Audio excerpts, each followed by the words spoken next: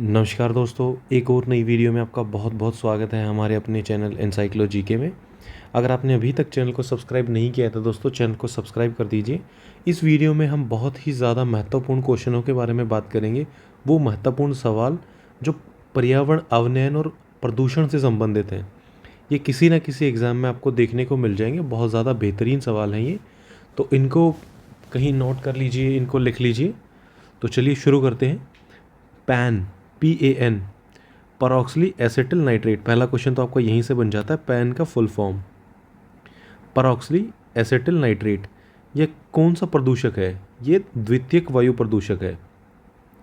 धान के खेतों तथा जुगाली करने वाले पशुओं से कौन सा प्रदूषक उत्सर्जित होता है? वो होती है मीथेन गैस, CH4। दम घोटू गैस किस गैस की उपमा है? वह carbon monoxide, carbon monoxide. Supersonic jet विमानों से निकलने वाली कौन सी गैस ओजोन परत को पतली करती है? वो करती है नाइट्रोजन ऑक्साइड। लाइकेंस किस प्रकार के प्रदूषण के सबसे अच्छे सूचक होते हैं? वो होते हैं वायु प्रदूषण के, एयर पॉल्यूशन, एयर पॉल्यूशन। ये होती हैं लाइकेंस। लिटमस पेपर में भी यूज़ होता है लाइकेंस का। भोपाल गैस त्रासदी किस गैस के रिसाव के कारण हुई थी? वो हुई थी MIC, methyl iso, methyl isocyanate, MIC बोलते हैं उसको शॉर्ट फॉर्म में। एटाई एटाई रोग किसके कारण होता है? वो होता है कैडमियम के कारण। बेंजीन के कारण किस रोग की संभावना सर्वाधिक होती है? वो होती है रक्त कैंसर, ब्लड कैंसर की। ओजोन परत सामान्यतः किस मंडल में पाई जाती है? वो पाई जाती है समताप मंडल में। क्रैकिंग गैस है सल्फर डाइऑक्साइड। ये बहुत ज़्यादा महत्वपूर्ण सवाल है दोस्तों। क्रैकिंग गैस वो है सल्फर डाइऑक्साइड। हरित डीजल किस यूरो मानक का डीजल है? वो है यूरो 4। 12वें क्वेश्चन की तरफ मूव करते हैं।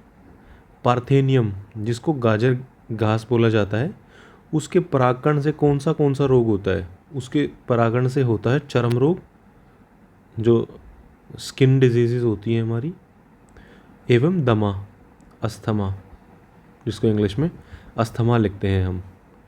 13वें प्रश्न की तरफ बढ़ते हैं। हरित डीजल में सल्फर की कितनी प्रतिशत मात्रा पाई जाती है? तो वह है 0.001%। अम्लीय वर्षा के जल का pH मान कितना होता है? वो होता है 4.2 से कम। बायोगैस में किस गैस की सर्वाधिक प्रतिशत में मात्रा पाई जाती है? वो पाई जाती है मीथेन में। पौधे के लिए आवश्यक पोषक तत्वों की संख्या कितनी है? इसका आंसर है 16। केंद्रीय मृदा संरक्षण बोर्ड, सॉयल कंजर्वेशन बोर्ड कब इस्टेब्लिश हुआ था? 1953। Question number 18। ध्वनि की तीव्रता मापी जाती है डेसिबल में। सामान्य बातचीत की ध्वनि तीव्रता कितनी होती है? तो वो होती है 60 डेसिबल। और जो आदमी की सुनने की क्षमता है वो कितनी होती है? वो होती है 20 हर्ट्ज से 20,000 हर्ट्ज। जो सामान्य बातचीत की ध्वनि की तीव्रता होती है वो होती है 60 डेसिबल। केंद्रीय प्रदूषण नियंत्रण बोर्ड जो डिसाइड करता है हमारे इंडस्ट्रियल एरिया के लिए, औद्योगिक क्षेत्र के लिए, दिन के समय जो ध्वनि निर्धारण होता है उसका स्तर 75 डेसिबल तक होना चाहिए। आवासीय क्षेत्र में स्वीकार मानक ध्वनि तीव्रता दिन में कितना होना चाहिए? वो होना चाहिए 55 डेसिबल। ध्वनि की गति से अधिक रफ्तार से चलने वाले जेट विमानों से उत्पन्न आवाज़, जो शोर उत्पन्न होता है, जो आवाज़ होती है, उसको क्या बोलते हैं? उसको बोलते हैं सोनिक बूम, सोनिक बूम। पहला हाइड्रोजन बम विस्फोट अमेरिका द्वारा, पहला क्वेश्चन तो ये बन गया कि अमेरिका के द्वारा हुआ था। कहाँ हुआ था? पैसिफिक ओशियन प्रशांत महासागर में। किस टापू पे हुआ था?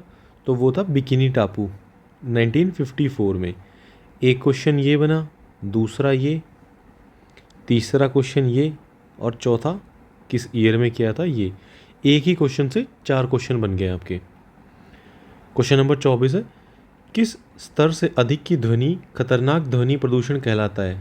तो वो कहलाता है 80 डेसिबल। 80 डेसिबल से ऊपर की जो ध्वनि होती है वो डेंजरस साउंड पोल्यूशन के अंदर आती है। किस देश में सर्वाधिक अम्लीय वर्षा होती है? तो वो देश है नॉर्वे। एसिड रेन सबसे ज़्यादा कहाँ होती है? वो होती है नॉर्वे में। इस वीडियो में इतना ही। अगर दोस्तों आपने अभी तक चैनल को सब्सक्राइब नहीं किया है तो चैनल को सब्सक्राइब कर दीजिए। नमस्कार दोस्तों।